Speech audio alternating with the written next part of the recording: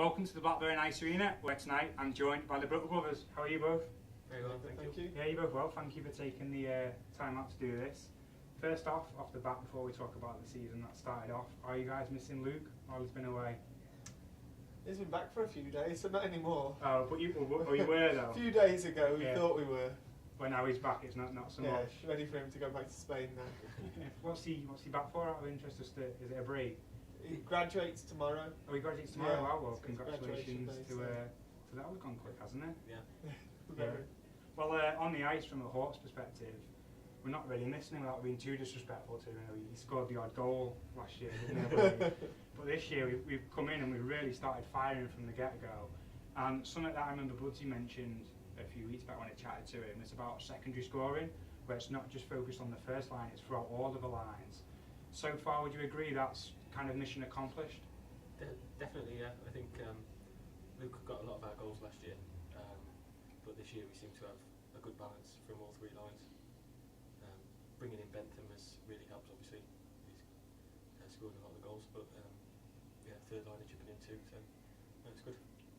Does it ease pressure on yourself being on that first line? Does it change how you go into a game and how you feel? Yeah, definitely, because I think if you put all, no disrespect to anybody else, but if you put all your eggs in one basket, then the other team can obviously match up against that line, and if it shuts your line out, there's more of a chance of losing our record. But this year we seem to have a good balance, so it's harder for other teams to approach.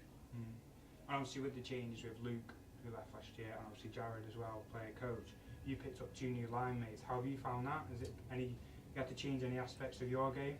I think first couple of games it took a while to get used to.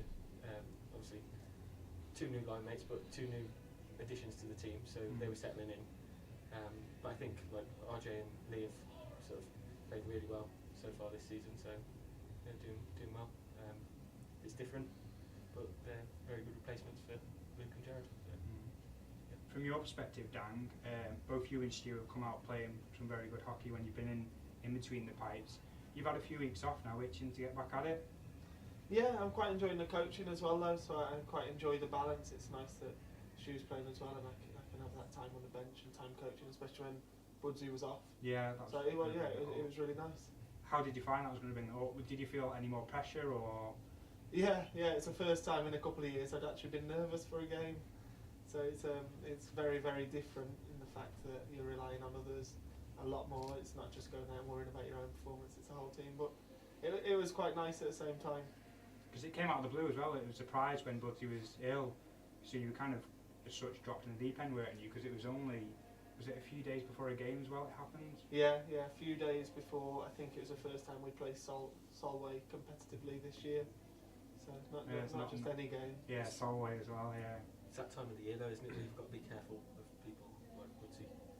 You got to look after your neighbours, your elderly neighbours, check the heating's alright. Yeah, it's fair play this time of year. Looking at how it was when Budsy did it, how was the dressing room? Was there any?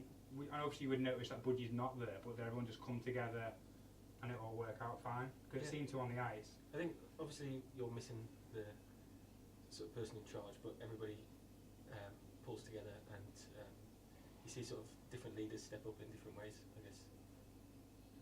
Obviously Chris is quite vocal in the dressing room, and he took that approach when Budsy was away, and then other guys chipped in on the ice without being so vocal.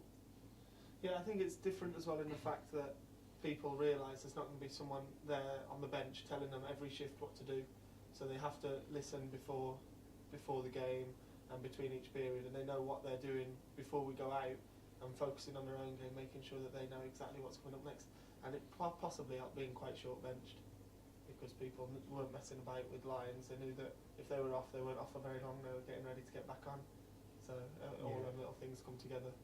Yeah, there was we were always still kind of going through kind of an injury period where players are still coming back. And obviously there was a serious injury we heard about on social media to Max Drakely a month or 2 ago it was now. How is Max? Can you shed any light? Do you think we might see him again this year, or is it still a bit of an unknown? I think we're hoping to see him again this year, but he came back on just in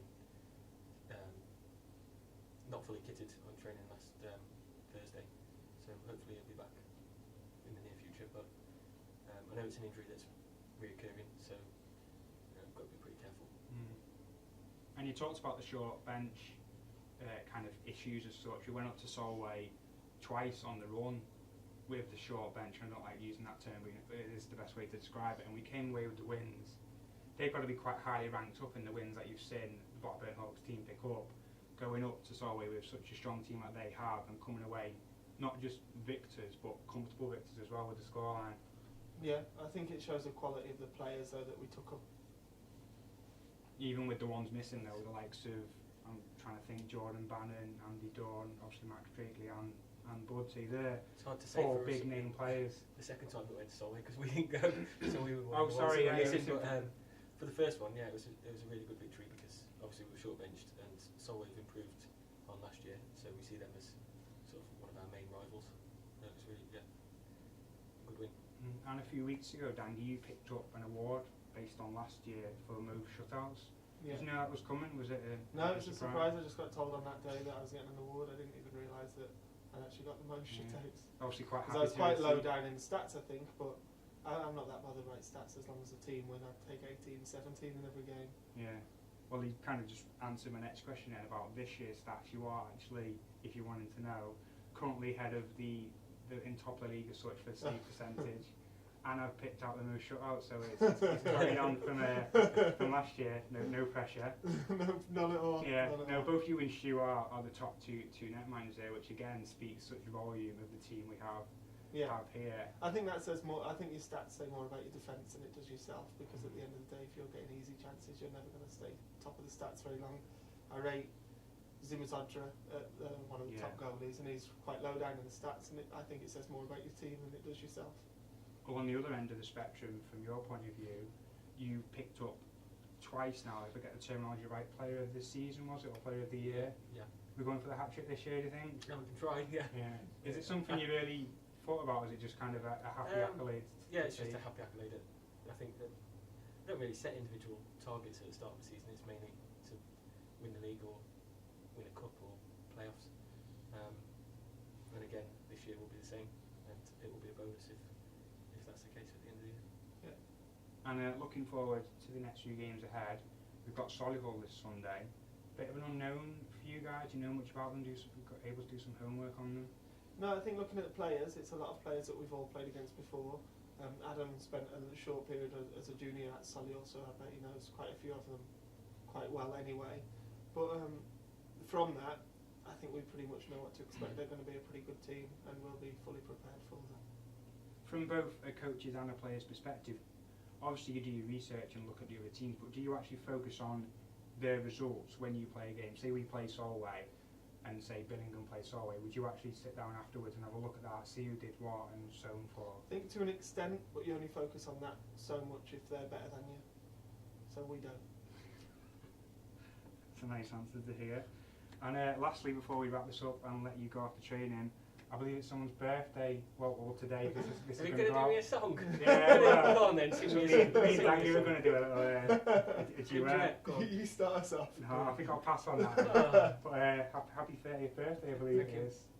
They promised me that you would sing a song before you did. No one promised that, I can assure you though. Must have got it wrong. So any plans to celebrate? No, what he'd really like is at the game against Solihull on the weekend, if we could get Danny Heaton Holden on the mic, just to sing a little rendition. I know the birthday would have gone, but it would be nice just to look back and celebrate that for a short time with Danny at the helm. I think we'll put that out there and see what happens. We'll see if Oz can sort that out, the announcer at the rink. And be nice. Yeah.